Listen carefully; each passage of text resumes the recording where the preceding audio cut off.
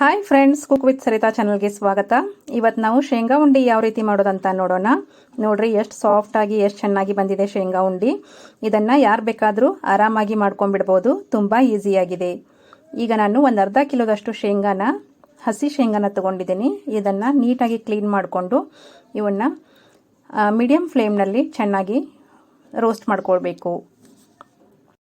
ಶೇಂಗಾ ಹುರಿಯುವಾಗ ಅವಸರ ಮಾಡಬಾರ್ದು. ಒಂದು 8 ರಿಂದ 10 ನಿಮಿಷ ಮೀಡಿಯಂ ಫ್ಲೇಮ್ನಲ್ಲಿ ಈ ರೀತಿ ಕೈ ಆಡಿಸ್ತಾ ಚೆನ್ನಾಗಿ ಶೇಂಗಾನ ಹುರ್ಕೊಳ್ಬೇಕಾಗತ್ತೆ. ಶೇಂಗಾನ ಹುರಿಲಿಕ್ಕೆ ಶುರು ಮಾಡಿದ ಮೇಲೆ ಒಂದು 7 ರಿಂದ 8 ನಿಮಿಷಕ್ಕೇನೆ ಅದು ರೋಸ್ಟ್ ಆದವ್ರ ಥರ ಕಾಣಿಸುತ್ತೆ. ಆದರೆ ಅದು ಇನ್ನೂ ಚೆನ್ನಾಗಿ ರೋಸ್ಟ್ ಆಗಿರೋದಿಲ್ಲ. ಕೆಂಪು ಬಣ್ಣ ಬರೋವರೆಗೂ ಚೆನ್ನಾಗಿ ಅವುಗಳನ್ನು ರೋಸ್ಟ್ ಮಾಡ್ಕೊಳ್ಬೇಕು. ನೋಡಿ, ಈ ರೀತಿ ಚೆನ್ನಾಗಿ ಶೇಂಗಾನ ಕೆಂಪು ಬಣ್ಣ ಬರೋವರೆಗೂ ರೋಸ್ಟ್ ಮಾಡ್ಕೊಳ್ಬೇಕು. ಈಗ ನಾನು ಅದೇ ಪ್ಯಾನ್ನಲ್ಲಿ ಒಂದು 4 ಟೀ ಸ್ಪೂನ್ದಷ್ಟು ಬಿಳಿ ಎಳ್ಳನ್ನು ಕೂಡ ರೋಸ್ಟ್ ಮಾಡ್ಕೊಳ್ತಾ ಇದ್ದೀನಿ. ಇದು ಕೂಡ ಅಷ್ಟೇ ಚಟಪಟ ಅಂತ ಅನ್ನೋವರೆಗೂ ಚೆನ್ನಾಗಿ ರೋಸ್ಟ್ ಮಾಡ್ಕೊಳ್ಬೇಕು. ಇದಾದಮೇಲೆ ಶೇಂಗಾ ಮತ್ತು ಇದನ್ನು ಎರಡನ್ನೂ ಆರಲಿಕ್ಕೆ ಒಂದು ಬೇರೆ ಪ್ಲೇಟ್ನಲ್ಲಿ ತೆಗೆದು ಇಟ್ಕೊಂಡ್ಬಿಡ್ತಾ ಇದ್ದೀನಿ. ಈಗ ನೋಡಿ, ಶೇಂಗಾ ಎಲ್ಲ ಆರಿದೆ. ಈ ರೀತಿ ಕೈಯಿಂದ ತಿಕ್ಕಿ ಅದನ್ನು ಸಿಪ್ಪೆ ಬಿಡಿಸ್ಕೊಳ್ಬೇಕು. ಶೇಂಗಾ ಇಲ್ಲಿ ನಾನು ಅರ್ಧ ಕಿಲೋ ಅಷ್ಟೇ ಇರೋದ್ರಿಂದ ನಾನು ಕೈಯಿಂದ ಸಿಪ್ಪೆ ಬಿಡಿಸ್ತಾ ಇದ್ದೀನಿ.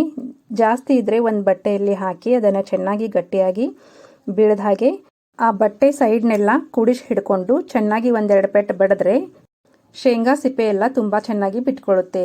ನಾನೀಗ ಶೇಂಗಾ ಸಿಪ್ಪೆ ತೆಗೆದು ರೆಡಿ ಇಟ್ಕೊಂಡಿದ್ದೀನಿ. ಅದಾದಮೇಲೆ ನಾನಿಲ್ಲಿ ಪೆಂಟಿ ಬೆಲ್ಲನ ತೊಗೊಂಡಿದ್ದೀನಿ.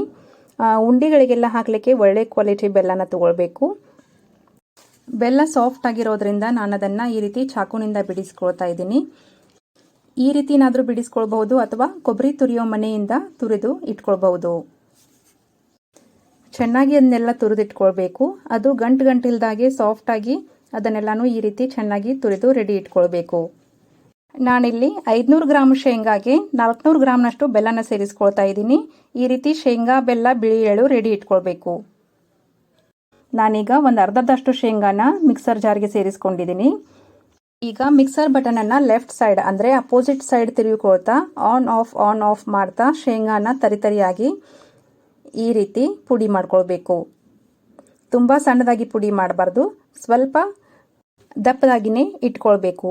ಈಗ ಅದಕ್ಕೆ ನಾನಿಲ್ಲಿ ಅರ್ಧದಷ್ಟು ಬೆಲ್ಲನ ಸೇರಿಸ್ಕೊಳ್ತಾ ಇದ್ದೀನಿ. ನೀವು ಬೆಲ್ಲನ ಇಲ್ಲಿ ಹೆಚ್ಚು ಕಡಿಮೆ ಸೇರಿಸ್ಕೊಳ್ಬಹುದು.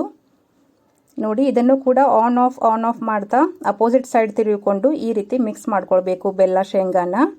ನೋಡಿ, ಈ ರೀತಿ ತರಿಯಾಗಿ ಮಿಕ್ಸ್ ಮಾಡ್ಕೊಂಡ್ಮೇಲೆ ಒಂದು ಬುಟ್ಟಿಯಲ್ಲಿ ತೆಗೆದಿಟ್ಕೊಂಡಿದ್ದೀನಿ. ಅದಕ್ಕೀಗ ಹುರಿದಿಟ್ಕೊಂಡಂಥ ಬಿಳಿ ಎಳ್ಳನ್ನು ಸೇರಿಸ್ಕೊಂಡಿದ್ದೀನಿ. ಅದನ್ನು ಎಲ್ಲನೂ ಚೆನ್ನಾಗಿ ಮಿಕ್ಸ್ ಮಾಡ್ಕೊಳ್ಬೇಕು. ಈ ರೀತಿ ಎಲ್ಲನೂ ಚೆನ್ನಾಗಿ ಮಿಕ್ಸ್ ಮಾಡ್ಕೊಂಡಾದ್ಮೇಲೆ ಅದನ್ನು ಕೈಯಲ್ಲಿ ಈ ರೀತಿ ಚೆನ್ನಾಗಿ ಒಂದು 5 ರಿಂದ 6 ನಿಮಿಷ ತಿಕ್ಕಬೇಕು.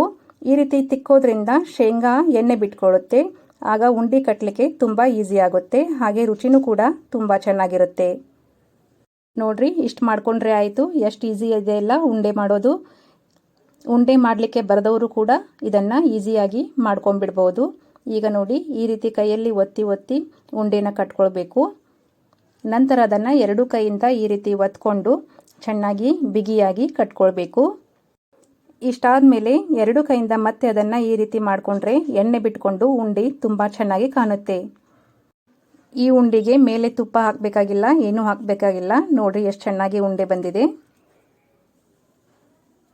ಈ ರೀತಿ ಆ ಮಿಕ್ಸ್ಚರನ್ನು ತಿಕ್ಕಿ ಮಾಡೋದ್ರಿಂದ ಶೇಂಗಾ ಎಣ್ಣೆ ಬಿಟ್ಕೊಂಡು ಉಂಡೆ ತುಂಬ ಚೆನ್ನಾಗಿ ಕಟ್ಟಲಿಕ್ಕೆ ಬರುತ್ತೆ.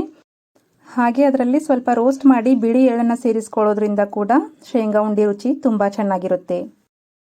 ನೋಡ್ರಿ, ಈ ರೀತಿ ಒತ್ತಿ ಚೆನ್ನಾಗಿ ಗಟ್ಟಿಯಾಗಿ ಕಟ್ಕೊಳ್ಬೇಕು. ನಾವಿಲ್ಲಿ ಶೇಂಗಾ ಬಿಡುವಂಥ ಎಣ್ಣೆಲೇನೆ ಉಂಡೆ ಕಟ್ಟಿರೋದ್ರಿಂದ ಉಂಡೆ ಕೂಡ ತುಂಬ ಸಾಫ್ಟ್ ಆಗಿರುತ್ತೆ.